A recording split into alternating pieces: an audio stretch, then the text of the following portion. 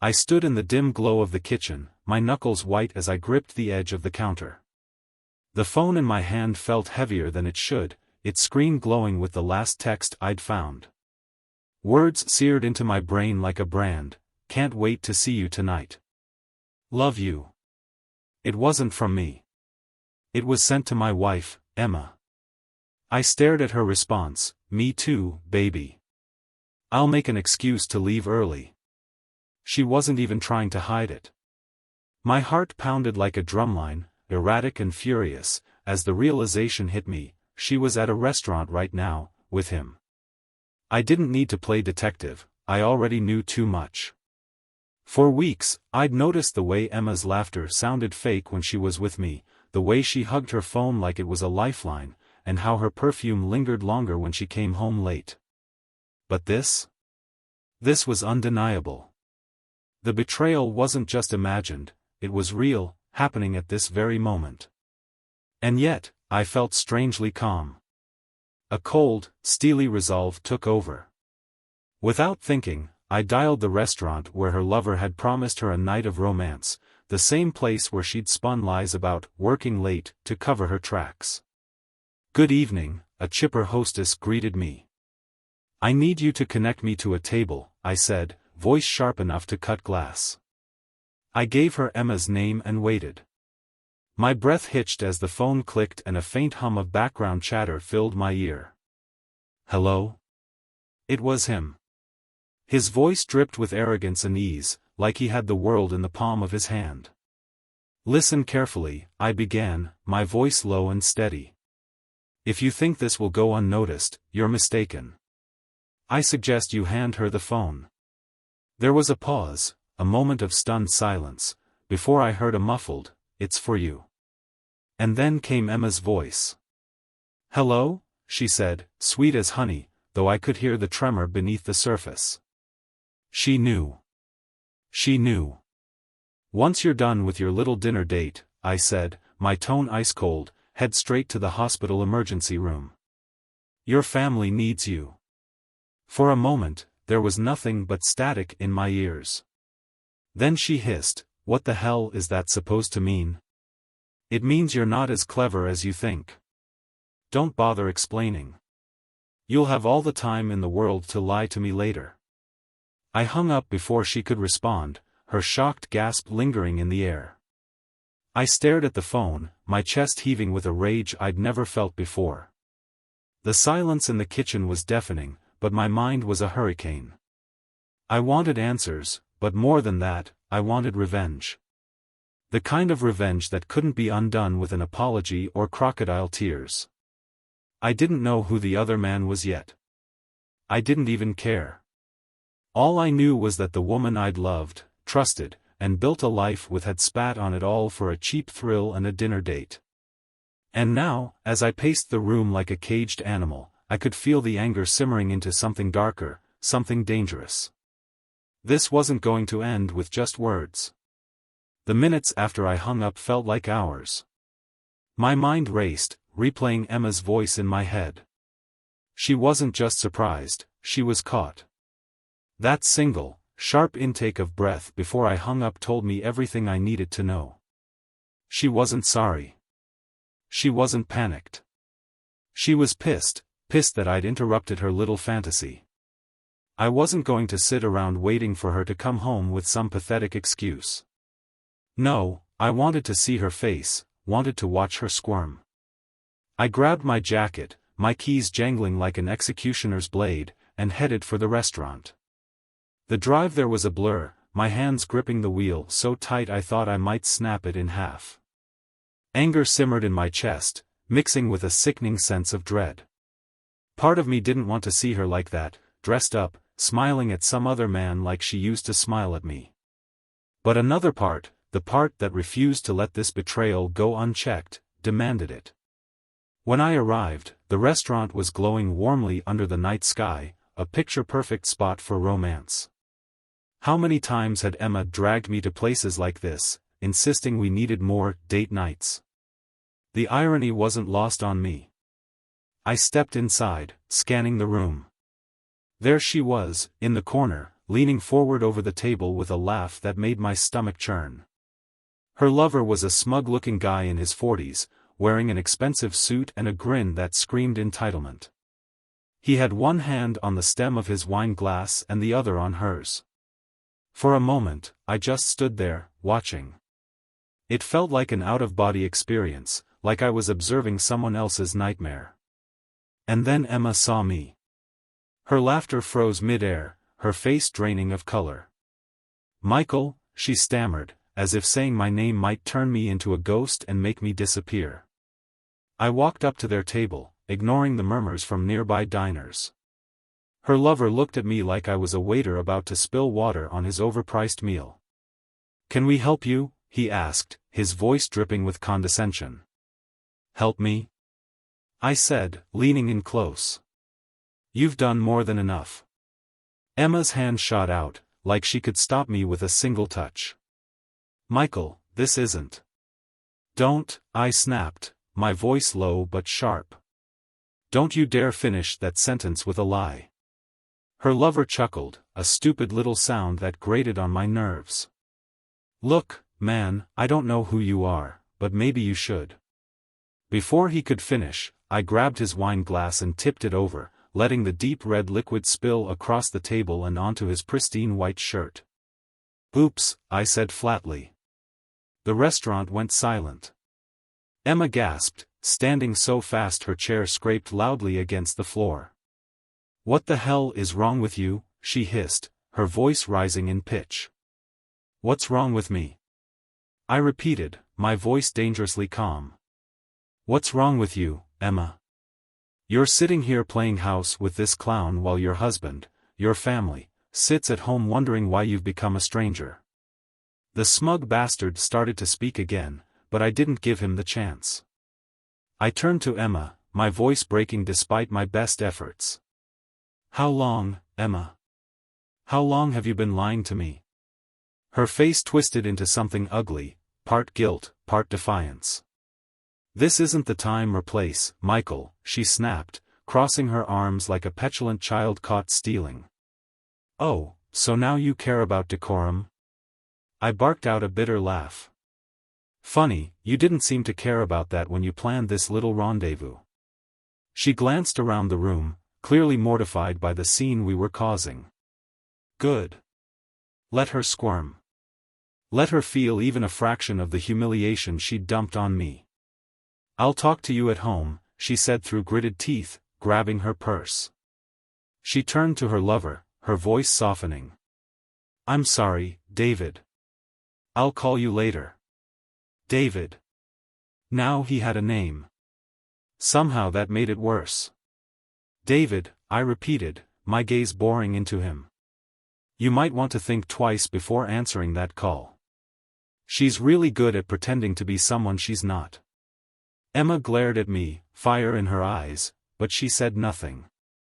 For once, she had no clever retort, no lie to hide behind. She just brushed past me, her heels clicking loudly as she stormed toward the exit.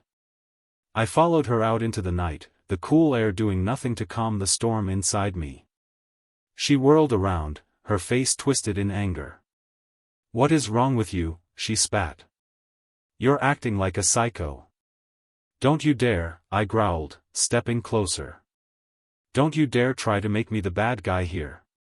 I'm not the one sneaking around, lying to my spouse, betraying my family." Her eyes narrowed, and for a moment, I saw the woman I married, the one who used to fight fair, who used to care. But that moment passed, replaced by someone I didn't recognize. "You've been impossible to live with," she said, her voice venomous. "You're so wrapped up in your own world, you don't even notice when I'm unhappy." "Unhappy?"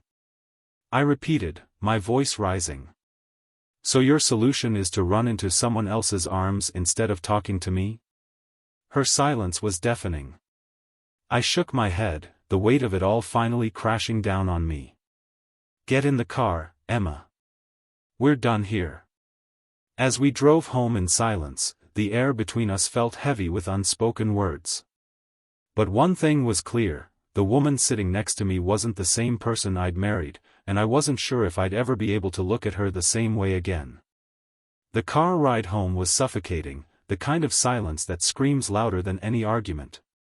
Emma stared out the window, her arms crossed like a petulant teenager. I kept my eyes on the road, gripping the steering wheel so tightly my knuckles turned white. She didn't apologize. She didn't explain. She didn't even try to justify herself. And that silence, the absence of remorse, cut deeper than any words could have. When we pulled into the driveway, she finally spoke, her voice sharp and defensive. "Are you just going to keep this up all night, Michael? Because if you are, I'm going to a hotel." I laughed, a hollow, bitter sound. "A hotel? What's the matter, Emma?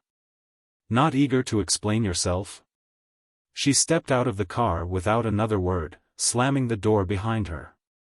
I followed her into the house, the tension building with every step. Inside, she tossed her purse on the kitchen counter and turned to face me, arms crossed. "Fine," she said, her tone defiant. "What do you want me to say?"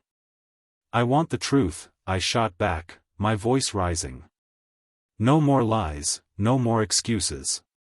Just tell me why, Emma. Why him? Why now?" Her eyes darted away, and for a moment, I thought she might actually break down, might actually show some sign of regret. But instead, she shrugged, her voice cold and detached. "Because I was bored, Michael.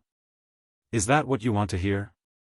I was bored, and he made me feel alive again." Bored.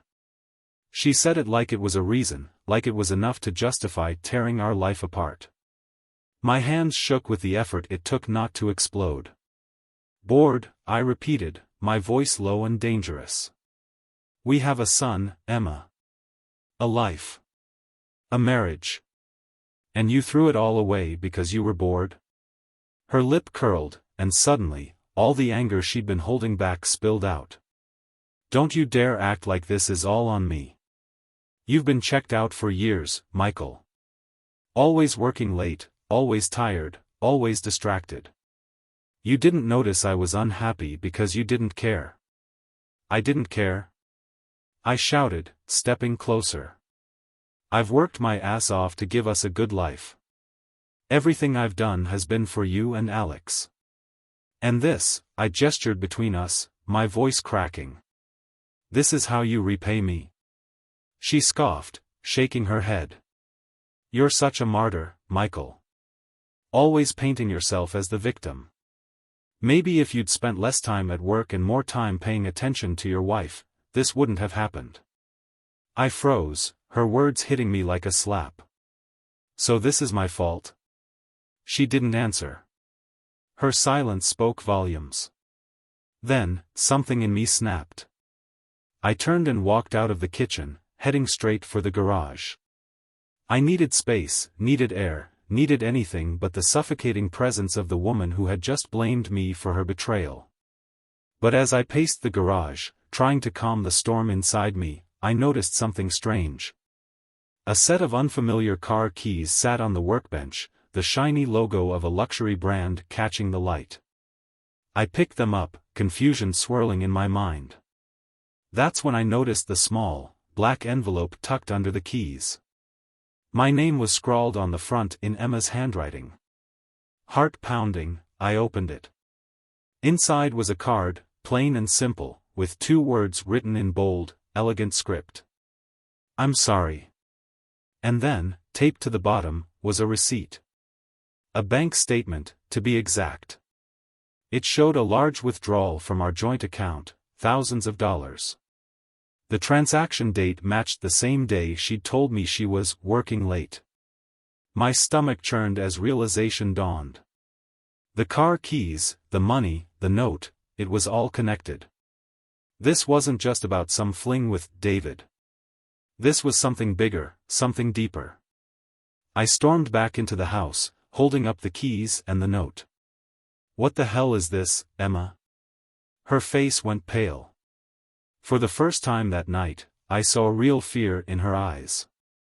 "Michael," I can explain, she said, her voice trembling. Explain? I barked, waving the receipt in her face. You drained our account for what? A car? A vacation? Or was this some kind of hush money? She opened her mouth, but no words came out. And then, like a dam breaking, the truth spilled out. It wasn't just David, she admitted, her voice barely above a whisper. There were others. I was meeting them online. It was all arrangements. Arrangements. My stomach turned as the word sank in. She wasn't just cheating. She was selling herself, using our marriage, our life, to fund whatever twisted fantasy she'd built for herself. I stared at her, my mind reeling. The woman in front of me wasn't the woman I married, wasn't the mother of my child. She was a stranger, a liar, a selfish, destructive force I no longer recognized. Why? I asked, my voice breaking. Why would you do this to us? Tears streamed down her face, but I didn't care. I didn't want her tears, I wanted answers. I don't know, she sobbed. I don't know, Michael. I just wanted to feel like someone wanted me again. Her words were a dagger to the heart. I thought of Alex, asleep upstairs, blissfully unaware of the chaos unraveling beneath his roof. I thought of the years I'd spent building this life, only to watch it crumble in the span of a single night. I turned away, unable to look at her any longer. We're done, Emma, I said, my voice hollow. I'm calling a lawyer in the morning. She didn't respond, didn't try to stop me. And for the first time all night, I felt a strange, bittersweet sense of relief. The morning after the confrontation felt surreal. I barely slept, the events of the previous night replaying in my mind like a nightmare I couldn't escape. By the time the sun crept through the blinds, I had already decided on my next move.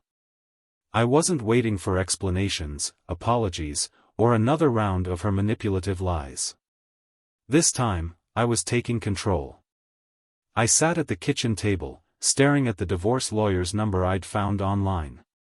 My finger hovered over the call button when my phone buzzed. A message from an unknown number popped up on the screen. We need to talk about Emma. Call me. It's important. David. David. The smug lover from last night. My jaw clenched as a fresh wave of anger surged through me. What could he possibly want? But curiosity got the better of me. Against my better judgment, I dialed the number. He answered on the first ring. Michael, he said, his voice cautious. You've got about 5 seconds to explain why I shouldn't hang up, I snapped. He hesitated, then said, Look, I'm not trying to defend what happened. But there's something you need to know. Emma isn't who you think she is. I laughed bitterly. Yeah, I got that memo. Thanks. No, I mean it's worse than you think, he said, his tone serious. Last night wasn't the first time I've seen her blow through someone's life like a wrecking ball.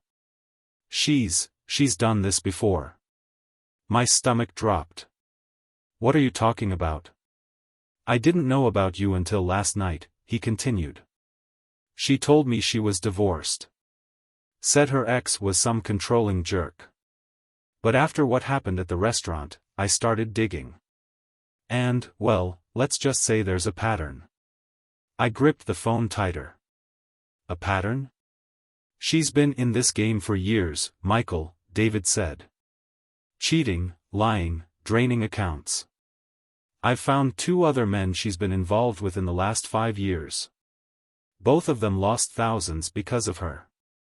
She's not just unfaithful, she's calculated.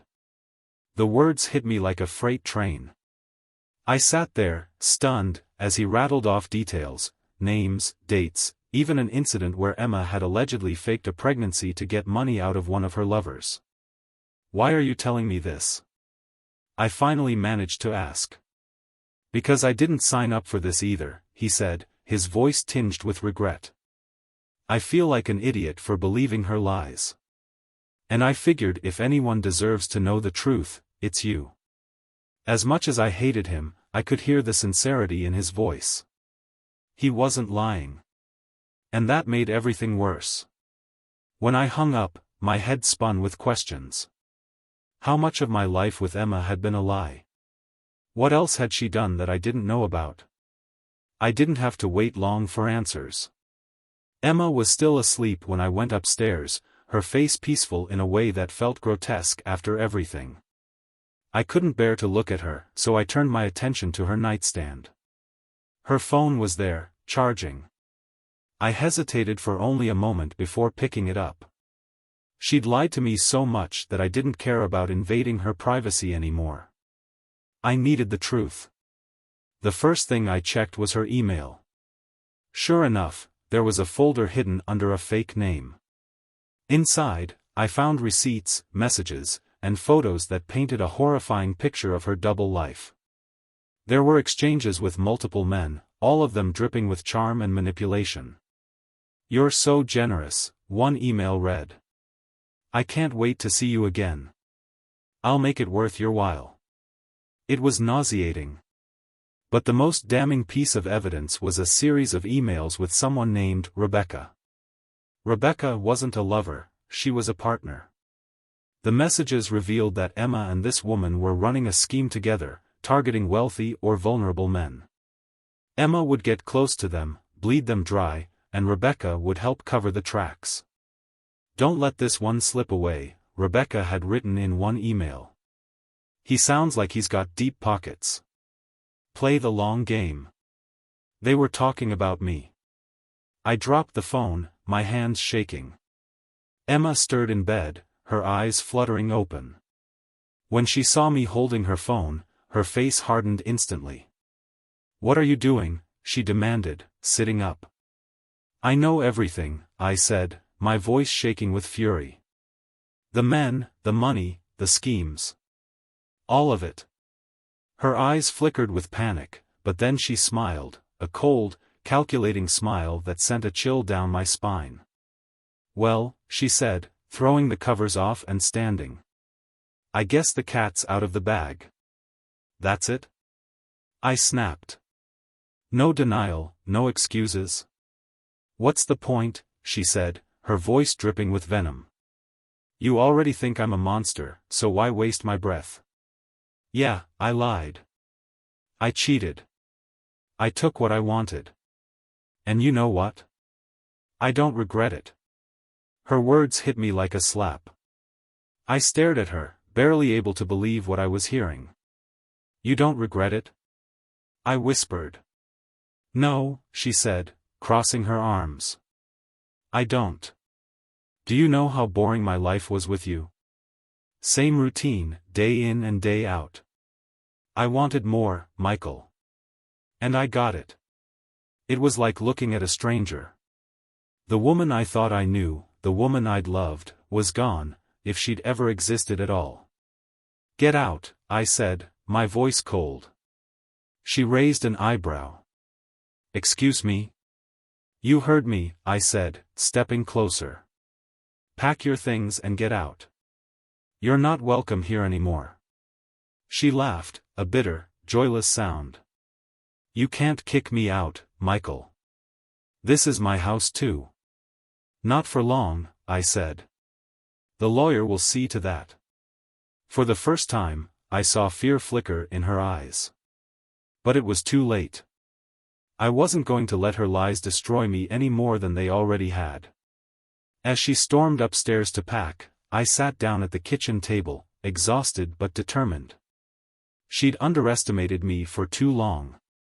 But not anymore. The house felt empty before she even left.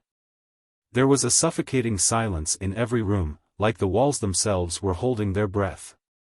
Emma had stormed upstairs to pack, but it wasn't just her presence that lingered, it was everything she had done to shatter the life we had built. The pictures on the walls, the family portraits, they all seemed to mock me now. My fingers lingered over the coffee mug we had bought on our honeymoon. I couldn't even remember the last time we'd actually talked, laughed, or just existed together without her constantly hiding something from me. I heard her stomping around upstairs, throwing clothes into a suitcase, making no attempt to hide the frustration in her movements. In a way, I couldn't blame her.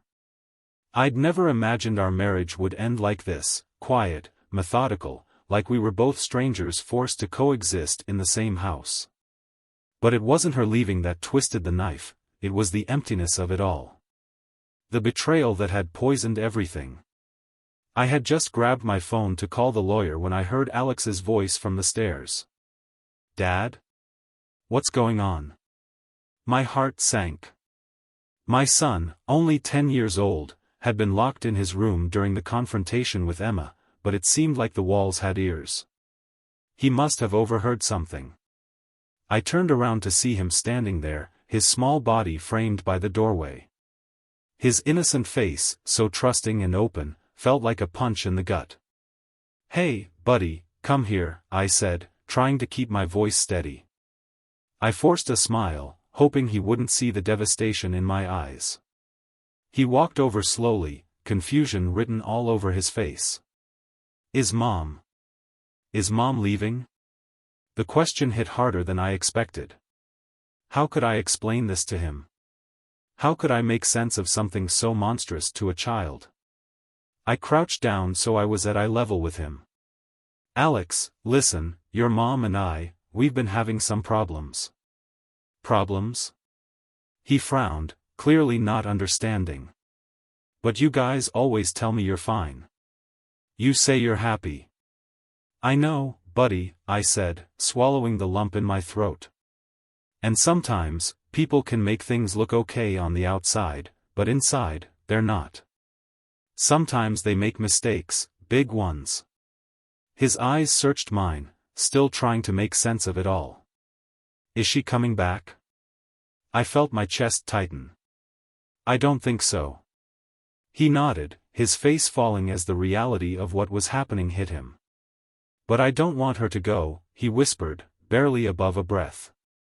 It broke me. No matter how much Emma had betrayed me, no matter how badly she'd hurt me, it wasn't about us anymore, it was about Alex. And I could already see how this was ripping him apart. "I know, Alex. I know. But sometimes, even when we don't want things to change, they do. And that's something we have to face, okay?" He didn't say anything else, just turned and walked back to his room, his shoulders slumped, his steps slow. I stood there, my heart aching for him. The sound of the front door slamming shut brought me back to the present. Emma was gone. The lawyer was as cold as I expected.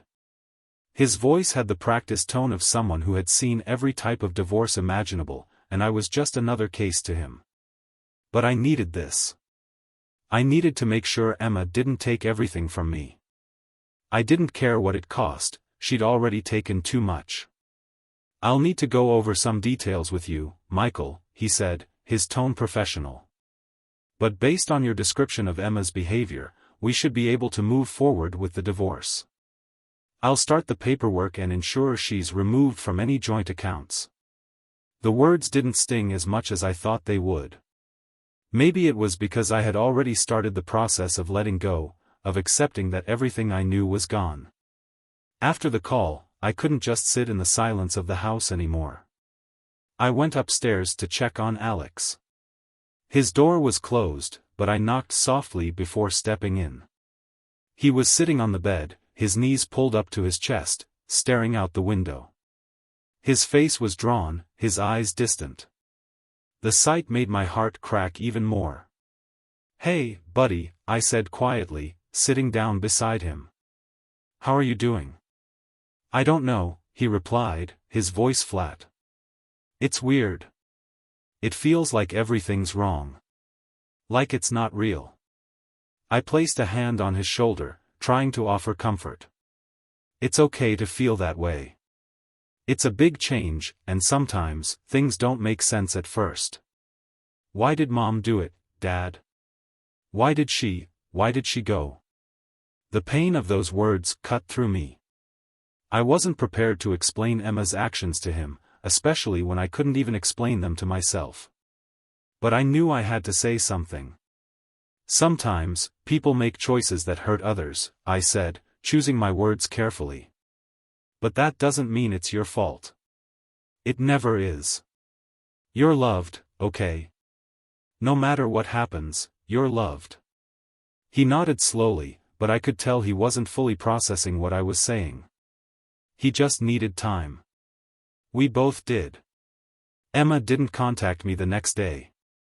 Or the day after that. I expected her to call, to offer some weak excuse or ask for forgiveness, but the silence was deafening.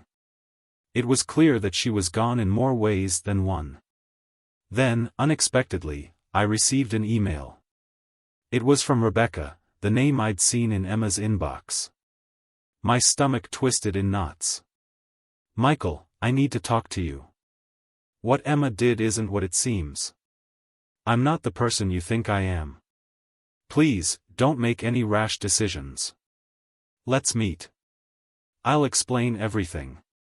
The email was unsigned, but there was an urgency to it, an unsettling sense that there was more to this than I had realized. I almost deleted it. But something held me back. I wanted answers, the kind I hadn't gotten from Emma.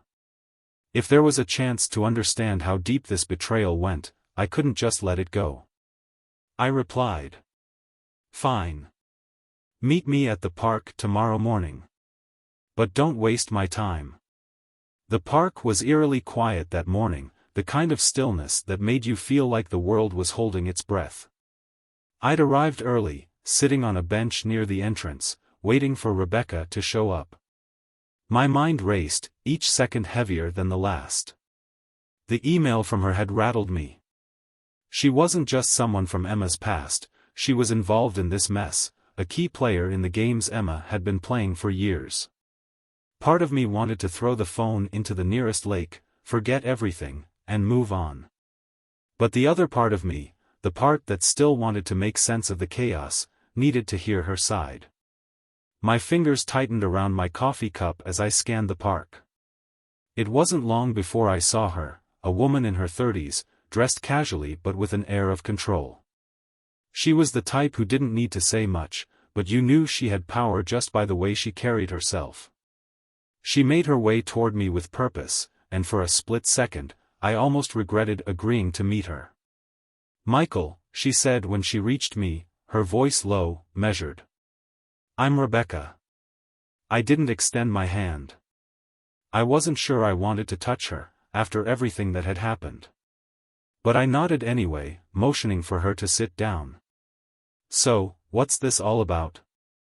I asked, my voice clipped, angry but controlled. Rebecca hesitated, studying me for a moment before speaking. I know what you think of me, she began, but I'm not the villain in this story. Emma is. The way she said it made my heart race. You expect me to believe you?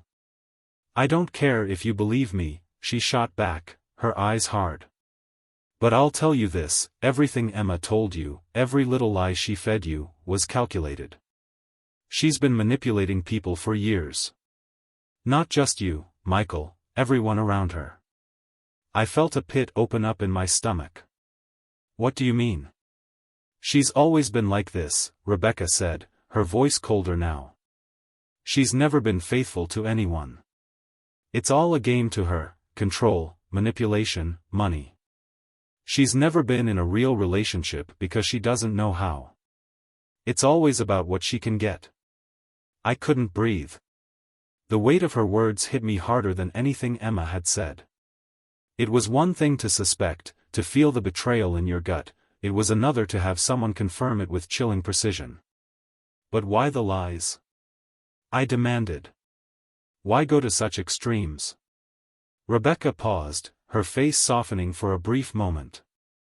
Emma doesn't trust anyone. Not even herself. The lies are her armor, her way of controlling the narrative. If she's the one telling the story, she's always in charge. She plays the victim, then the seductress, then the martyr.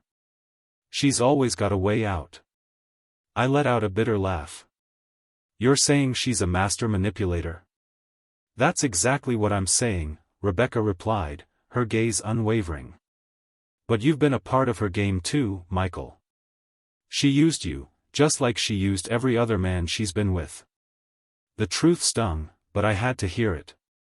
How long have you and she been doing this? Running this whole scheme? Rebecca leaned in, her voice dropping to a whisper. Years. You're just one in a long line of people she's drained. The difference with you is that you got too close.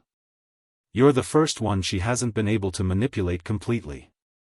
She thought she could control you, keep you around as long as she needed, and then dispose of you when it was time. She was wrong. I felt the ground shift beneath me. I was nothing but a pawn in Emma's twisted game, just like all the others. My thoughts were racing. How many times had I let her pull me back in after she'd hurt me? How many times had I ignored the warning signs because I wanted to believe in the woman I thought I knew? You should be thanking me for telling you this, Rebecca continued, her eyes narrowing. Because she would have destroyed you if you didn't get out now. I shook my head in disbelief. I don't even know who she is anymore. How could I have been so blind? Rebecca didn't answer, but her gaze softened. I can't change what happened. All I can do is tell you the truth. Emma's dangerous, Michael. Not physically, but emotionally. She'll ruin anyone who gets too close. I got out before it consumed me. I suggest you do the same. I sat back, taking in everything she said. Part of me wanted to scream at her, to blame her for everything that had happened, but I knew better. Rebecca wasn't the real villain here. Emma was. I just hadn't wanted to see it until now. I don't want anything to do with her anymore, I said, my voice steady, though it felt like my entire world had shifted beneath me. I just want to move on. But I don't know if I can trust anything anymore. Rebecca's eyes softened with something like sympathy. You'll figure it out. You've got a son who needs you.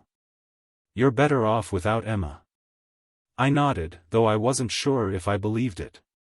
I had no idea what the future held. But one thing was clear, I couldn't keep living in the past. I had to look forward. For Alex. For me. As Rebecca stood up to leave, she paused for a moment. One more thing, Michael, she said quietly. Don't ever let her manipulate you again. If you do, you'll regret it. She's a master at getting what she wants, and if you're not careful, she'll turn you into someone you don't recognize. With that, she turned and walked away. The weight of her words hung in the air like a cloud, and I was left standing there, unsure of what to do next. The day dragged on after the meeting. I didn't know how to feel. Part of me wanted to scream, to find Emma and demand answers. But another part of me was just so tired. Tired of fighting, tired of chasing a person who didn't exist anymore. By the time I got home, I was exhausted. But there was still one thing I had to do. I grabbed my phone and made the call to the lawyer. It was time to end this, for good. It had been a few days since I met Rebecca, and I still couldn't shake the weight of everything she'd told me. The truth about Emma's manipulation, the extent to which she had deceived me, still buzzed in my head like a swarm of bees. I had convinced myself for so long that the issues in our marriage were something I could fix, that I could be the one to save us. But now it was clear, there was no saving this. There was nothing left of the woman I thought I knew. I'd filed for divorce. The paperwork was already being processed, and I wasn't looking back. I couldn't. But the hardest part was still to come, telling Alex that his mother wouldn't be coming back. The phone call to the lawyer was only the first step in the mess Emma had left behind.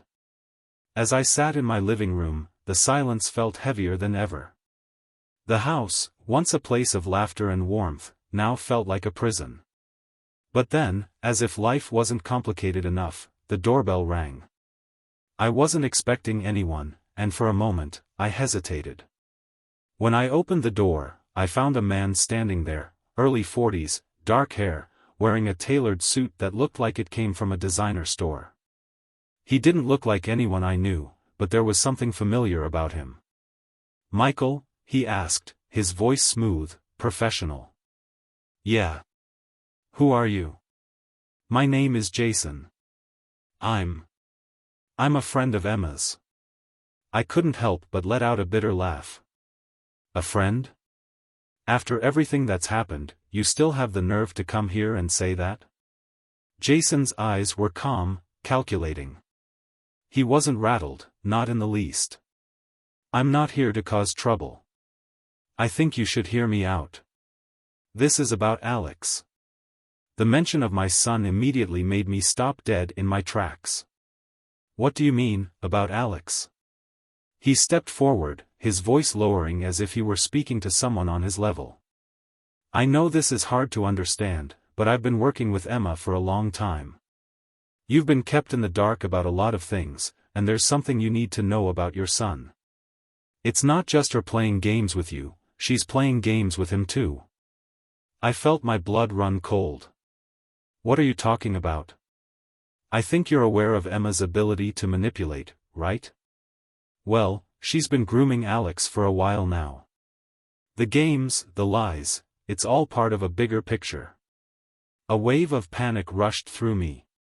"What are you trying to say? Is my son in danger?" Jason sighed, glancing over his shoulder like he was checking for anyone who might overhear. "I can't explain everything right now, but Emma has been feeding him lies, too. Alex is starting to question his own reality, Michael. She's been poisoning his mind, just like she poisoned yours." I felt a rush of anger and fear.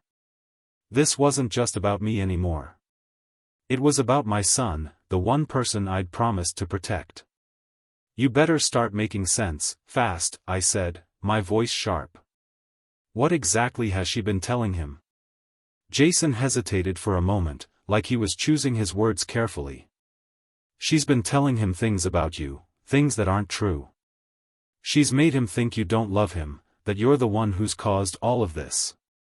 You don't know the full extent of the lies, Michael. She's convinced him that you're the villain, that you're trying to destroy the family." My heart dropped into my stomach. "No, not Alex. Not my son. Why would she do that?" I asked, my voice shaking with both anger and disbelief. "Because she wants control," Jason replied, his face grim.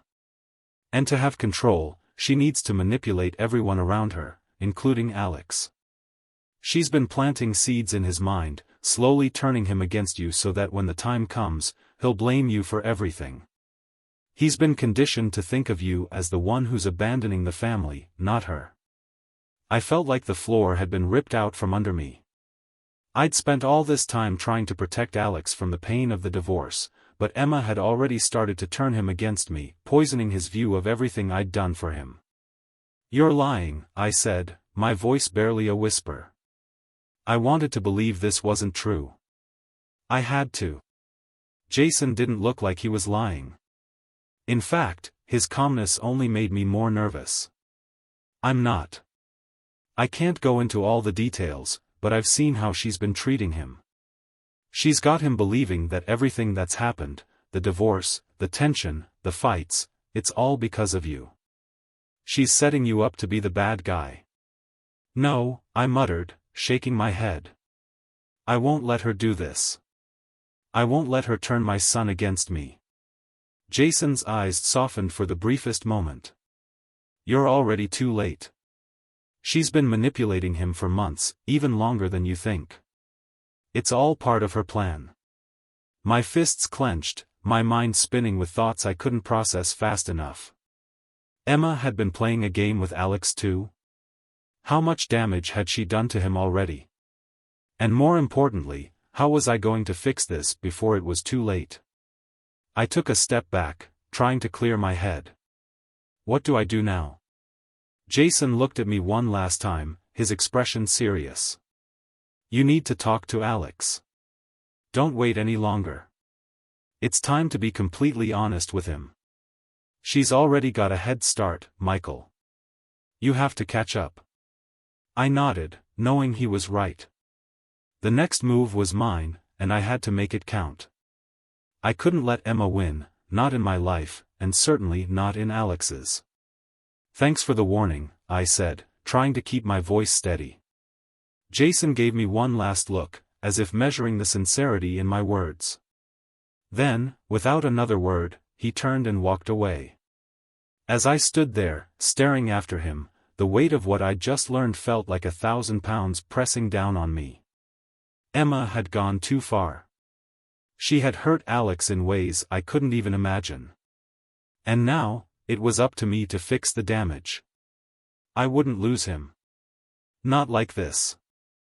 I stood at the foot of Alex's door, my heart thundering in my chest.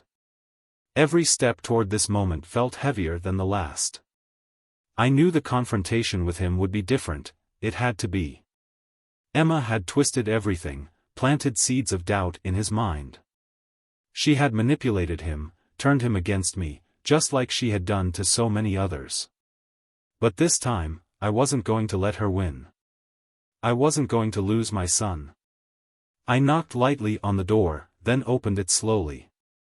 Alex was sitting at his desk, headphones on, eyes glued to his screen. The moment he saw me, he ripped the headphones off, a look of annoyance flickering across his face.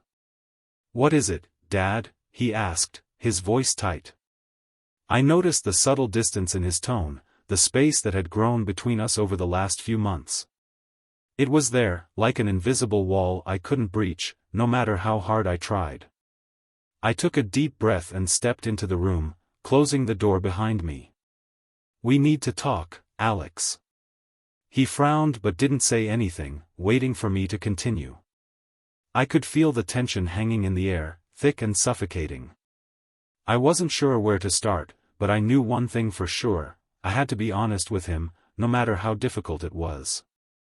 "About your mother," I began, watching his face for any signs of reaction. "I don't know how to explain this to you, but I think you deserve the truth. Everything that's been happening, the divorce, the fights, the lies, it's not as simple as you've been told." His eyes hardened immediately, and I could see him bracing for whatever I was going to say next. "What are you talking about?" he snapped, clearly irritated by my intrusion. "You don't have to drag Mom into this. I know what I know. She's the one who's been there for me, not you." The words stung, but I fought to keep my composure. "You think that's the truth? You think she's the one who's been there for you?" I let the words hang in the air. "Alex, she's been lying to you. She's been playing a game with all of us, including you." I didn't want to believe it either, but I have proof. "She's been manipulating you, telling you things about me that aren't true." Alex's face went pale, and for a moment, I thought I saw a flicker of doubt in his eyes. But then he crossed his arms, shaking his head. "That's not true. Mom wouldn't do that. She loves me." "Love?" I let out a bitter laugh. "She's been using you, Alex. She's been feeding you lies, convincing you that I'm the bad guy. But she's the one who's been destroying this family from the inside out. She's been trying to turn you against me, telling you that I don't love you, that I don't care. But that's all it is, lies." Alex's jaw clenched, and I could see the battle playing out in his head. "Why are you doing this, Dad? What do you want from me?" "I want you to know the truth," I said softly. "I want you to see her for who she really is. I've been blinded by her lies for years, and I've allowed her to manipulate me, but not anymore. I'm not going to let her turn you into someone you're not." There was a long silence, and then Alex's voice broke, the anger and confusion clear in his words. "You don't get it. She's the only one who's ever cared about me. She never left me, not like you did. You just disappeared. You checked out a long time ago." I swallowed hard. The pain in his voice hit me like a punch in the gut. He was right in some ways. I had been distant, consumed by the chaos of our marriage, focused on fixing things that were already broken. But that wasn't who I was. I had been trying to protect him in my own way, trying to shield him from the worst of Emma's cruelty. But now I knew that the best thing I could do for him was to be honest, even if it hurt. "I never disappeared, Alex," I said quietly. "I've always been here. But I wasn't the one telling you the truth, and that's where I failed you. I should have protected you from all the lies. And I'm sorry for that. I don't expect you to understand right now, but I hope you will someday." Alex was shaking his head now, tears welling up in his eyes. "I don't know who to believe anymore. You're saying things about Mom that I can't even imagine. How could she do this to me? To us? Because that's who she is," I said, my voice breaking for the first time. "She manipulates, Alex. She's been doing it for years. She doesn't know how to love, not really. She only knows how to control, how to keep people close enough to use them and discard them when they're no longer useful." The silence between us was heavy, oppressive. I saw the storm in his eyes, confusion, hurt, and a deep sense of betrayal. But I also saw something else. A crack in the armor. "I know this is hard to hear," I said gently. "But I'll never stop loving you. You are my son, and I'll always be here for you. No matter what. And if you want to talk, or if you need space, I'll respect that. But I want you to know, I'm not going anywhere." For a long time, Alex didn't say anything. He just stood there, looking at me as if trying to make sense of everything. Finally, after what felt like an eternity, he spoke in a whisper, almost to himself. "I don't know if I can forgive her, Dad." "You don't have to forgive her right now," I said, my voice soft. "But I hope one day, you'll understand that you have a choice. You don't have to follow her path. You can be better than that. And I'll be here to help you find your way." For the first time in months, I saw a flicker of hope in Alex's eyes. It wasn't much, but it was enough. Enough for me to believe that maybe, just maybe, there was a way out of the mess Emma had created. It wouldn't be easy, and I couldn't undo the damage she had done. But I wasn't going to give up on my son. And as I left his room that day, a sense of peace washed over me, knowing that no matter how messy the road ahead might be, I was finally on the right path. For both of us.